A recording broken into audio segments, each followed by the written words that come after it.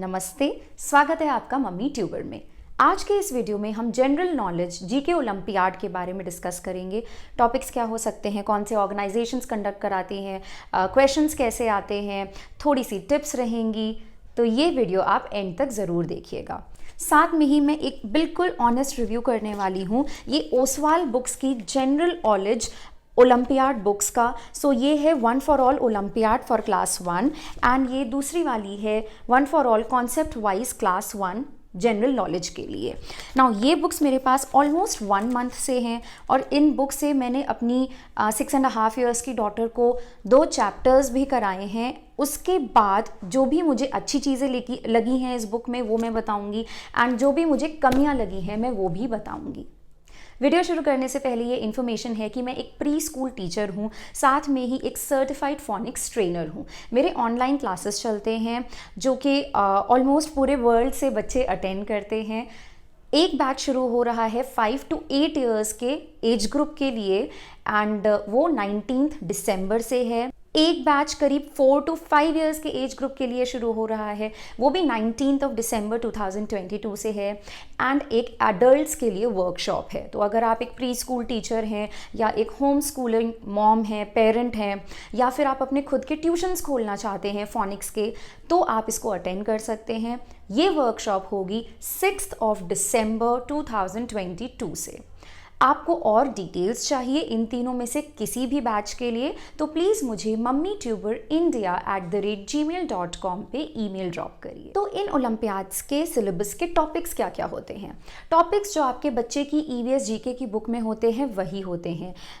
Human body, about my self, plants, animals, birds, transportation, India and world, sports होता है ज़्यादातर Olympiads में included. Then entertainment, जो child entertainment होता है उससे रिलेटेड टॉपिक्स होते हैं। ऑलमोस्ट ऑल ओलंपियाड का जो सिलेबस होता है, जो टॉपिक्स होते हैं वो सेम होते हैं, बट आप जिस ओलंपियाड के लिए अपने बच्चे को एनरोल करा रहे हैं उस ओलंपियाड की वेबसाइट पे जाके आप उनका एग्जैक्ट सिलेबस भी देख सकते हैं। अब बात आती है कि कौन से ऑर्गेनाइजेशंस इस लेवल पे यानी क्लास 1, क्लास 2, क्लास 3 के लेवल पे जीके के ओलंपियाड कंडक्ट कराते हैं। तो काफ़ी सारे ऑर्गेनाइजेशंस हैं जिनमें से ITO जो है वो कंडक्ट कराते हैं। उसके अलावा आपका SOF जो है साइंस ओलंपियाड फाउंडेशन, उसके अंडर एक IGKO यानी इंटरनेशनल जनरल नॉलेज ओलंपियाड के नाम से ओलंपियाड कंडक्ट होता है। देन सिल्वर जोन फाउंडेशन का SKGKO general knowledge olympiad conduct होता है। उसके अलावा हमिंग बर्ड ऑर्गेनाइजेशन है वो कंडक्ट कराते हैं, तो HGO humming bird general knowledge olympiad conduct कराते हैं। इन सब की फ़ीस अलग अलग होती है, आपको अलग अलग ही एनरोल कराना होता है अपने बच्चे को। जो जनरली मैं आपको बता दूं कि 120 से 150 रुपीज़ तक की इसकी फ़ीस होती है इन जनरल। आप गूगल करके सर्च करके इनकी वेबसाइट्स पे जाके इन पर्टिकुलर ओलंपियाड एग्ज़ाम्स के बारे में, ऑर्गेनाइजेशंस के बारे में और इन्फॉर्मेशन ले सकते हैं। अब बात आती है कि प्रिपरेशन कैसे करानी है। तो मैंने पूरा एक अलग से वीडियो बनाया है जिसमें मैंने टिप्स एंड ट्रिक्स दी हैं बच्चे को ओलंपियाड की प्रिपरेशन कैसे कराएं। उसमें टाइम मैनेजमेंट, टाइम टेबल सब कुछ दिया गया है। मैं आई बटन में लिंक डाल दूंगी, यहाँ पे क्लिक करके आप देख लीजिए, या डिस्क्रिप्शन बॉक्स में भी मैं उस वीडियो का लिंक डाल दूंगी। अब मैं आपको ये बुक्स दिखा देती हूँ जो कि ओसवाल बुक्स की हैं। इसी तरीके से और पब्लिकेशन की बुक आती है। मुझे इनकी जब मैंने साइंस की, इंग्लिश और मैथ्स की ली थी तो वो मुझे अच्छी लगी थी, तो इसीलिए मैंने फिर इनकी जनरल नॉलेज वाली भी मंगाई। बुक्स की है ये one for all workbook concept wise. तो ये बुक में चैप्टर वाइज दिया गया है, चैप्टर वाइज क्वेश्चंस हैं, कुछ राइटिंग भी है, मतलब राइटिंग पार्ट भी है। सो बेसिकली ये क्या है, ये क्योंकि ओलंपियाड में रिटन तो आता नहीं है, उसमें MCQs यानी मल्टीपल चॉइस क्वेश्चंस आते हैं, बच्चे को इस तरीके से बस आंसर करना होता है। बट ये बुक है, आप अपने बच्चे को कॉन्सेप्ट पढ़ाइए, कॉन्सेप्ट पढ़ाने के बाद थोड़ा सा उसको राइटिंग प्रैक्टिस दीजिए, मतलब उसके बेसिक्स कॉन्सेप्ट्स मजबूत करिए। एंड जब एक बार उसके कॉन्सेप्ट अच्छे हो जाएं, मजबूत हो जाएं, उसके बाद ये one for all olympiad book से आप उसको प्रैक्टिस कराइए। मैं इन दोनों बुक्स को आपको डिटेल में दिखाऊंगी। तो सबसे पहले हम देखते हैं ये वाली बुक।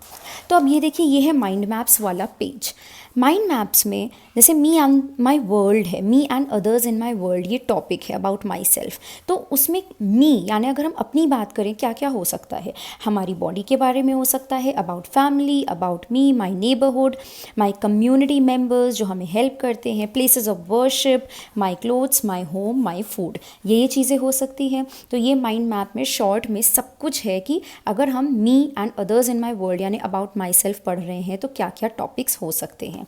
उसमें भी एकदम मोटा मोटा दिया गया है। इसमें my parents, my siblings, grand parents, relatives, ऐसे ही माई क्लोथ्स में summer winter clothes and uniforms क्या होते हैं वो सब दिया। तो ये कब काम आता है? जब आपके बच्चे ने अच्छे से पूरा कॉन्सेप्ट पढ़ लिया हो, उसके बाद रिविज़न के काम आता है, एक क्विक रिविज़न के ये काम आता है।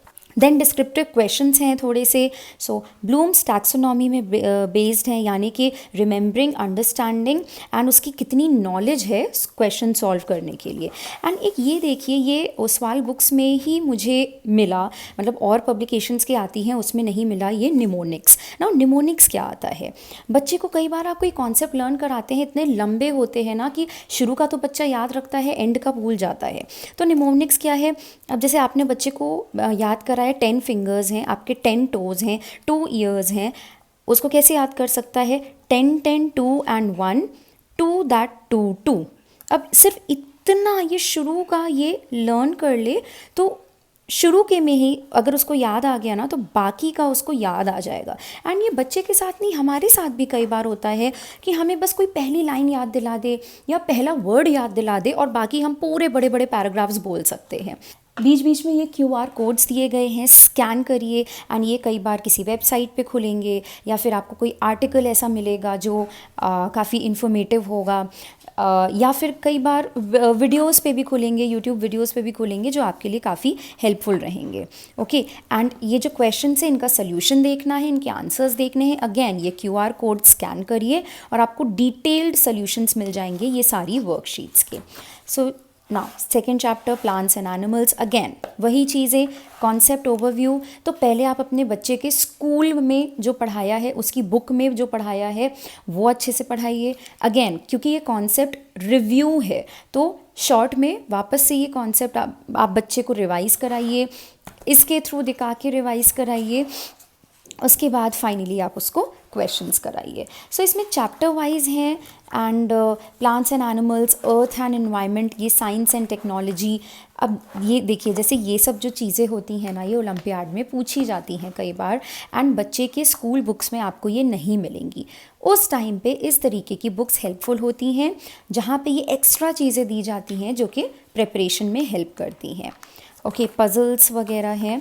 So this is this. Now ये वाली बुक मैंने अभी अपनी बेटी को नहीं कराई है, जो मैंने अपनी बेटी को कराई है वो ये वाली बुक कराई है। तो मैंने उसको एक टॉपिक पढ़ाया, टॉपिक पढ़ाने के बाद इसमें भी वो टॉपिक्स के लिए टॉपिक्स डिटेल में दिए गए हैं तो इससे रिवीजन कराया एंड रिवीजन कराने के बाद उसको इससे क्वेश्चंस प्रैक्टिस कराए। इस बुक का मेन फोकस है ओलंपियाड में किस तरीके के क्वेश्चंस आते हैं। प्रीवियस ईयर क्वेश्चंस दिए गए हैं, प्रीवियस ईयर पेपर्स जो हैं कई ओलंपियाड्स के, उसके क्वेश्चंस दिए गए हैं। एंड चाहे आपका बच्चा स्टेट बोर्ड में हो, चाहे CBSE में हो, ICSE में हो, इंटरनेशनल बोर्ड में हो, ये बुक सबके लिए हेल्पफुल है। तो मैंने उसको स्पोर्ट्स का चैप्टर कराया था, स्पोर्ट्स एंड एंटरटेनमेंट चैप्टर 6। शुरू के अभी ये नहीं करे हैं। तो पहले तो कॉन्सेप्ट ओवरव्यू, मतलब कॉन्सेप्ट रिव्यू है, रिवीजन है। आउटडोर गेम्स क्या होते हैं उसके कुछ एग्जाम्पल्स हैं, इंडोर गेम्स क्या होते हैं उसके कुछ एग्जाम्पल्स हैं। ये आउटडोर इंडोर ये आपको आपके बच्चे की जीके एंड EVS की बुक में मिल जाएगा। तो यहाँ पे कॉन्सेप्ट का रिवीजन है। फिर ये देखिए कुछ गेम्स हैं एंड नंबर ऑफ़ प्लेयर्स हैं, क्योंकि ये सब क्वेश्चंस पूछे जाते हैं। थोड़े से फैक्ट्स हैं। फिर ये पिक्चर्स हैं स्पोर्ट्स पर्सन की, क्या स्पोर्ट खेलते हैं वो और उनके नाम क्या हैं, ये पूरा दिया गया है। तो इसी तरीके से आगे के पेजेस हैं। तो मेरी बेटी ने बहुत इंटरेस्ट के साथ ये सब पढ़ा।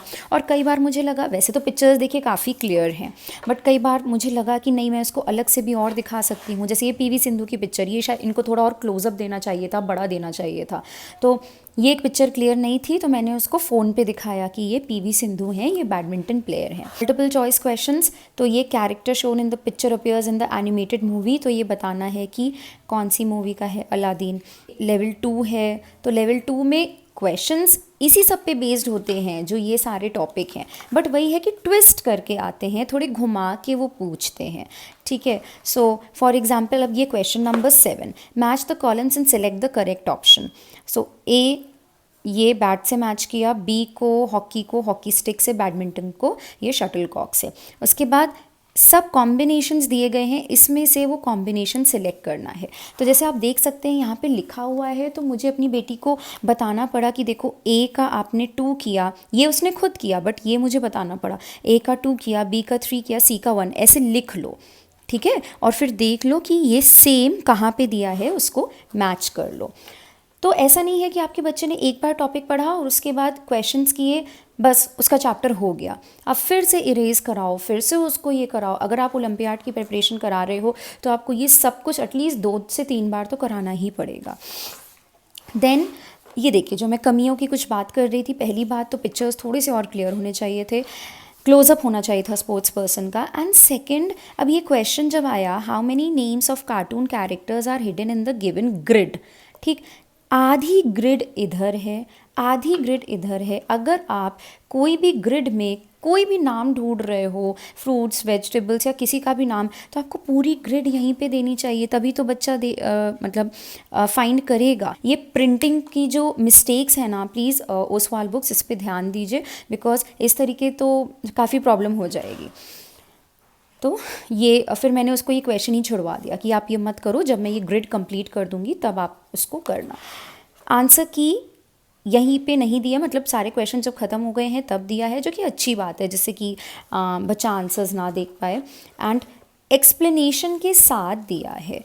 तो ये थी ये दोनों बुक्स अच्छी हैं। एंड सबसे अच्छा पार्ट मुझे इनका जो ये इन्होंने दे रखा है कॉन्सेप्ट वाइज जो चीज़ें दे रखी हैं, आपको और कुछ रेफ़र नहीं करना पड़ेगा, आप इसी से कॉन्सेप्ट पढ़ाओ, फिर उसके क्वेश्चंस प्रैक्टिस कराओ। आप ज़रूरी नहीं है कि दोनों बुक्स लीजिए, आप ये वाली स्किप भी कर सकते हैं, क्योंकि इसमें तो कॉन्सेप्ट है जो कि आपको बच्चे के स्कूल बुक में भी आपको मिल जाएंगे। ओके, हाँ, थोड़ा एक्स्ट्रा चीज़ें हैं जो स्कूल बुक में नहीं मिलेंगी, तो बट अगर आप चाहते हो, आपका बजट उतना नहीं है, तो आप इन दोनों में से सिर्फ एक ही बुक ले सकते हो, तो आप ये वाली ले सकते हैं, बिकॉज इसमें काफ़ी सारे क्वेश्चंस मिल जाएंगे प्रैक्टिस के लिए। आई होप आपको आज का वीडियो अच्छा लगा होगा और काफ़ी इन्फॉर्मेटिव लगा होगा। ऐसे और वीडियोस देखने के लिए प्लीज़ मेरे चैनल को सब्सक्राइब करिए, अपने फ्रेंड्स एंड फैमिली के साथ शेयर करिए। देखते रहिए मम्मी ट्यूबर। नमस्ते।